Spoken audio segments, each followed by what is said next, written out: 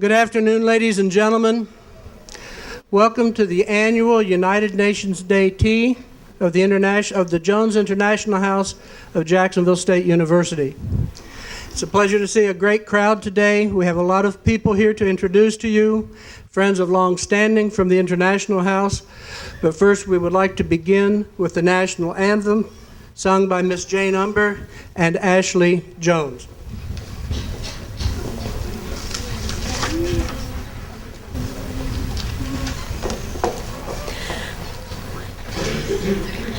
Oh, say, can you see by the dawn's early light what so proudly we hailed at the twilight's last gleaming, whose broad stripes and bright stars through the perilous fight o'er the ramparts we watched were so gallantly streaming, and the rockets' red glare, the bombs bursting in air, gave proof through the night that our flag was still there. Oh, say, does that star-spangled banner yet wave o'er the land of the free and the home of the brave?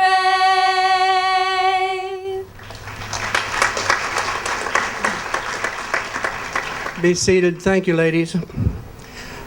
As we begin, I'd like to introduce some of the dignitaries who are with us today. First, the president of Jacksonville State University, Dr. William A. Meehan, with his family. The president of the International Endowment Foundation, Mr. Clarence Doggett.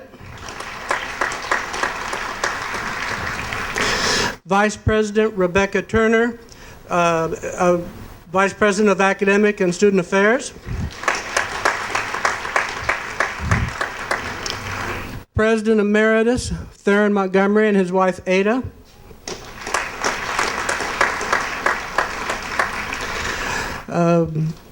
You may consider all of them my bosses because I report to all of them on different functions that I have. We're also very lucky to have with us today the Jones family. The Jones family, Alfred and his wife Margaret, Bill Jones and his wife Martha, and friends are over here in the first row, and please give them a round of applause.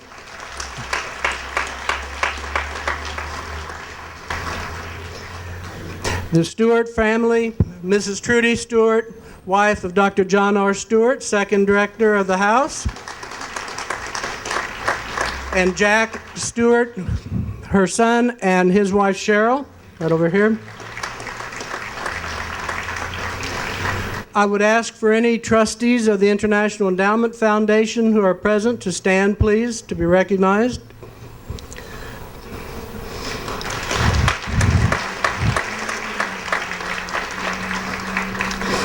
Now let me ask, if you are a member of the Jones generation of alumni, would you please stand? A round of applause, please. Now, if you are a Jones member who has come from an international location, would you remain standing?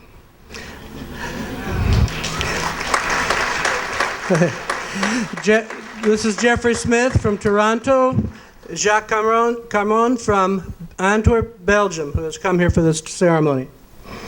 It's worth mentioning that Mr. Carmon has not been to Jacksonville State University in 55 years. I've said this before, but when I said that's a long time between visits, he said, yes, I didn't think I should wait another 55. Okay. If you're an alumnus of the Stewart generation, would you please stand? Okay, several.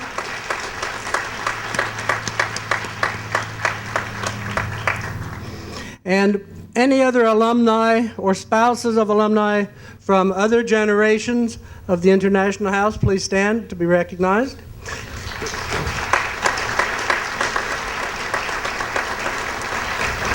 Those. Okay.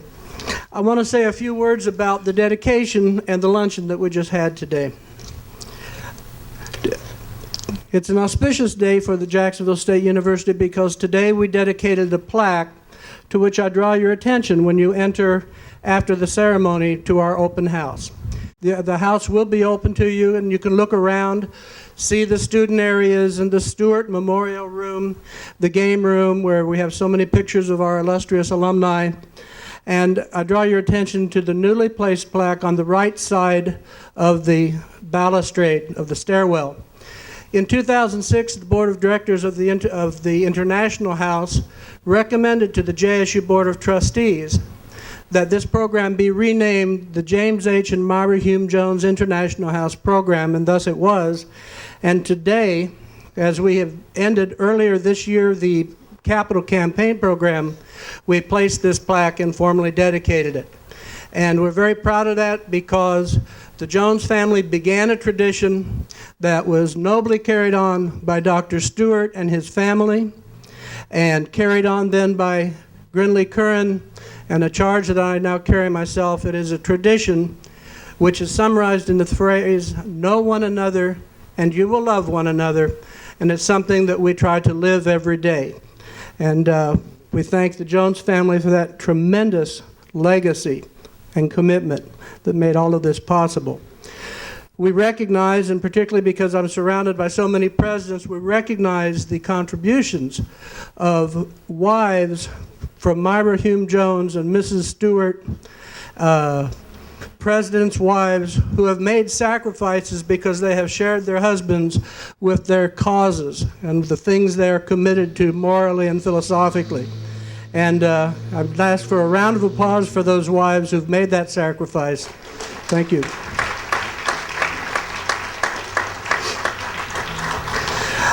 I want to introduce one of our alumni to you who will introduce Bill Jones.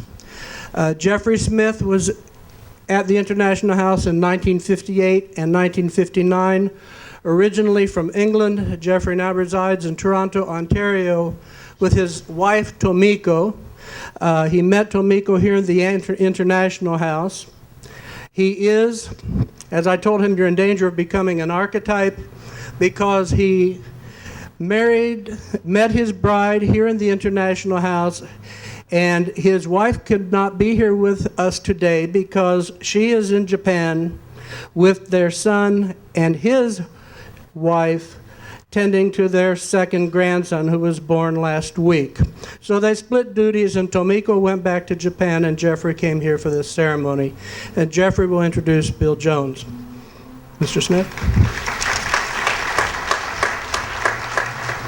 Thank you very much, Dr. Ketterer. You took the first part of my speech away.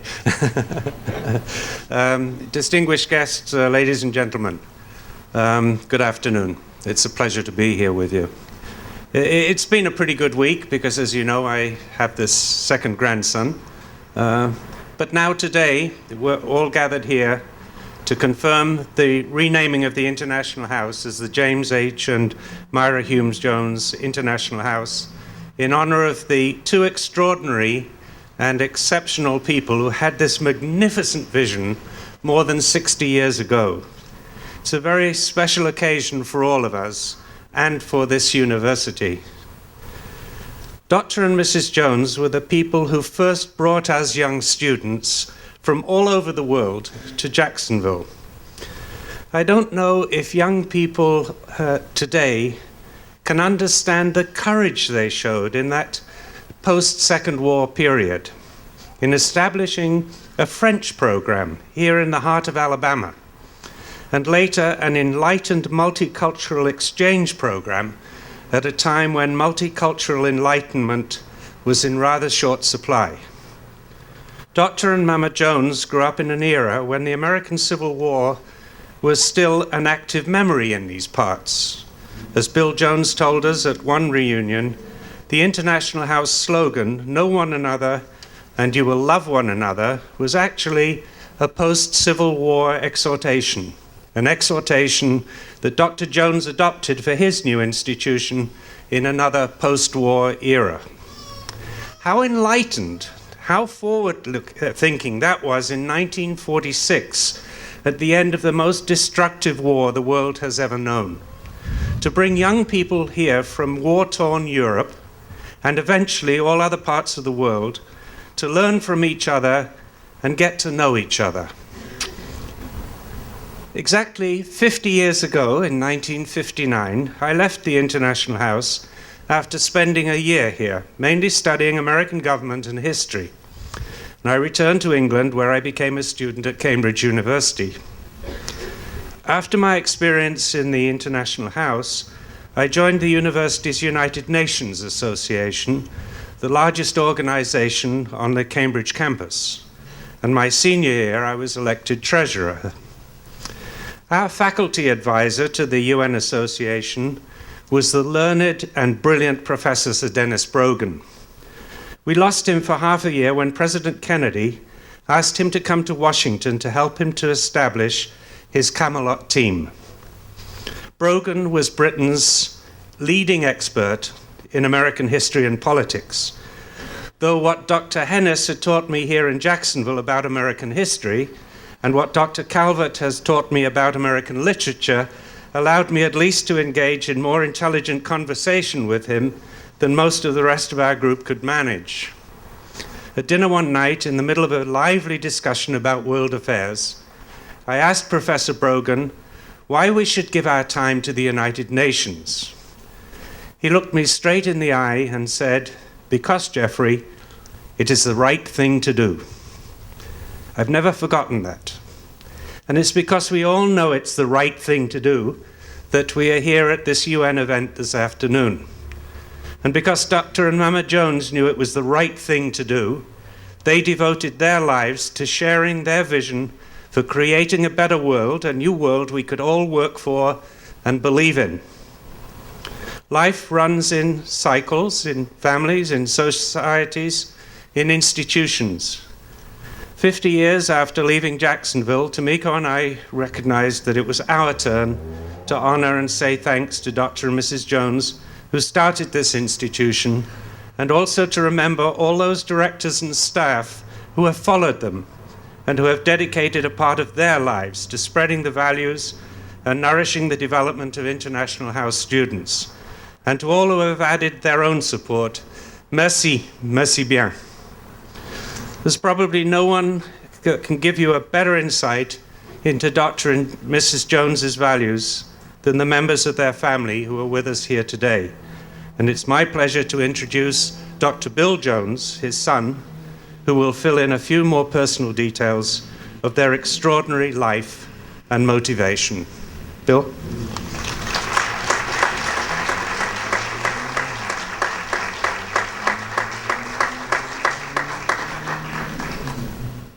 Good afternoon.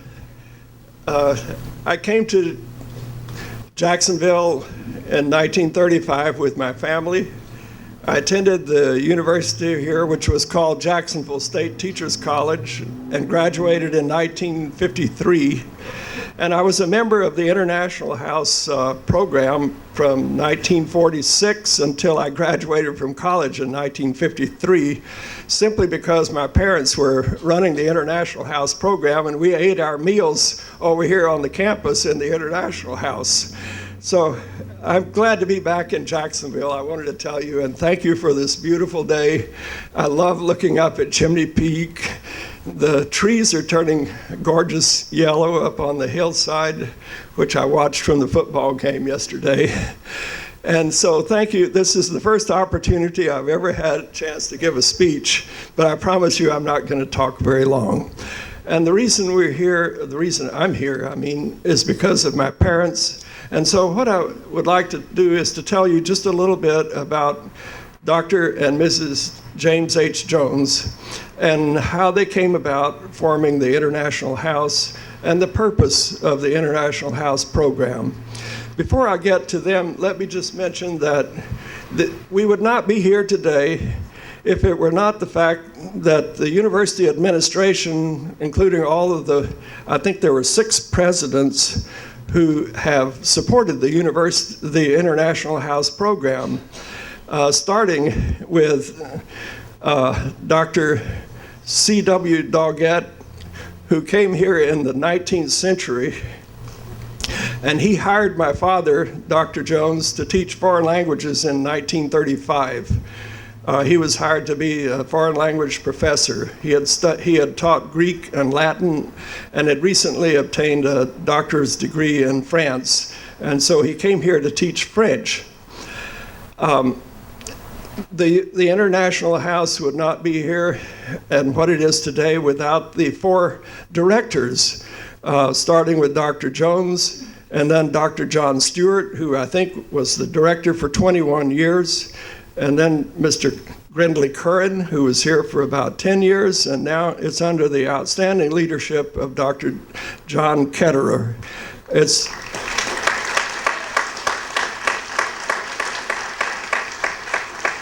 And there's one other thing I want to emphasize before I start talking about my parents, and that is the International House Alumni Association.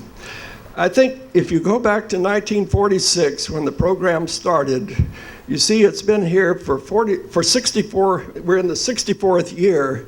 I think we have more than 2,000 International House program student alumni, all in every continent of the world and in many, many countries of the world. And so we are known throughout the world here from Jacksonville, Alabama. My mother and father used to refer to the International House program as being in Alabama, of Alabama, but for the world. And so we are here today because of all these leaders who have come after them. The only thing they did was to get it started. So let me just take you back a little bit in history, if you will, and tell you how the International House started. I think I probably know as much or more than anybody because I was here back then. My father was in the United States Army in World War I and went to France for 2 years, and he served under Colonel Douglas MacArthur in the field artillery, and it was in the country of France, so that was his first time of being out of the state of Mississippi, a Mississippi country boy in France. So he got his first introduction to international living during the First World War. Then in the early 1930s, he took his family of 3 children and his wife, Mary Hume Jones, to study in France. And we lived for 2 years in southern France, where they got to know a lot of people that they lived with and around at Montpellier. That's in the western part of France, close to Spain. He got a doctor's degree and came back, and then he was hired here as a professor of language by Dr. Doggett, I said earlier. Then at the end of, during World War II, the 1940s, my mother and father sent care packages. They knew a lot of people in Europe, and they sent food and things of that nature that were hard to get over there. They had made a lot of friends. They had gotten to know one another and to love one another. And that was maybe the beginning of this idea of the International House. My mother, Myra Hume Jones, grew up in Oxford, Mississippi.